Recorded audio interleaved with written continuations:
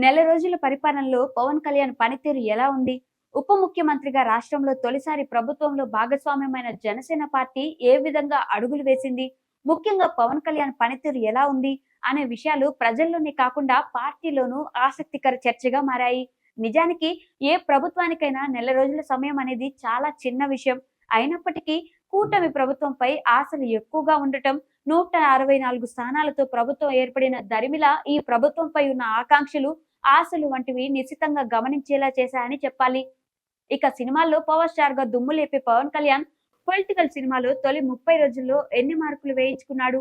Deputy CM గా పవన్ 30 రోజుల cinema హిట్టా, యావరేజా, ఫట్టా అన్నది భారతి టీవీ ఎక్స్క్లూజివ్ స్టోరీలో చూద్దాం. వ్యక్తిగతంగా పవన్ కళ్యాణ్ తీసుకుంటే ఈ నెల రోజుల పాటు ఆయన కార్యాలయాలకు పరిమితమయ్యారు. ఎక్కడ సినిమా షూటింగ్ల విషయం గానీ, ఇతర అంశాల మీద గానీ దృష్టి పెట్టిన పరిస్థితి అయితే కనిపించలేదు.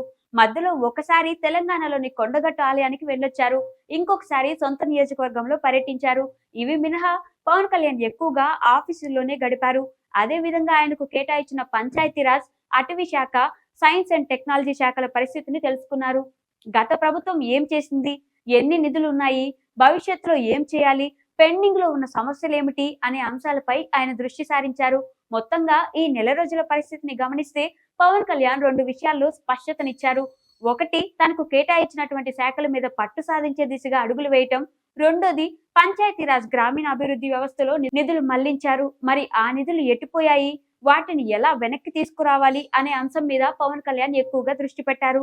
అదే విధంగా అటవీ శాఖకు సంబంధించిన ఎర్రచందనం అక్రమాలు వంటి వాటిని అరికట్టేందుకు పవన్ కళ్యాణ్ ప్రాధాన్యం ఇచ్చారు. ఇక్కడ కీలక విషయం ఏమిటంటే, శాఖల మీద అవగాహన ఏర్పరచుకుంటూనే మరోవైపు అక్రమాల మీద విచారణకు పవన్ కళ్యాణ్ ఆదేశిస్తున్నారు. అంటే తద్వారా మున్ముందు తన శాఖలను బలోపేతం చేయటం, అలాగే ఆ శాఖలో అవినీతిని లేకుండా అవినీతి రహితంగా చేయాలని సంకల్పంతో ఆయన ముందుకు సాగుతూ ఉండడం కనిపిస్తోంది. అలాగే గత ప్రభుత్వం అసలు పంచాయతీలకు నిధులు ఇవ్వకుండా తానే వాడేసుకునేది. కానీ ఈ ప్రభుత్వం వచ్చాక పంచాయతీలకు 250 కోట్లు రిలీజ్ చేయడంతో పాటు గ్రామాల్లో తక్షణం చేపట్టాల్సిన పనులను చేయాలని ఆదేశించారు.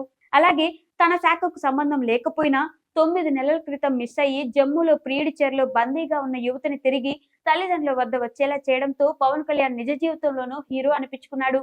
తన శాఖకు సంబంధించిన విషయాలను బలంగా ప్రజల్లోకి తీసుకువెళ్తున్నటువంటి సందేశంగానే గమనించాలి. మొత్తంగా చూస్తే ఈ నెల రోజుల్లో పవన్ కళ్యాణ్ సంచలన నిర్ణయాలు తీసుకోకపోయినా ఆశావాద దృక్పథంతో ముందుకు సాగుతున్నారనే చెప్పాలి. ఇది ఒక మంచి శుభ పరిణామం.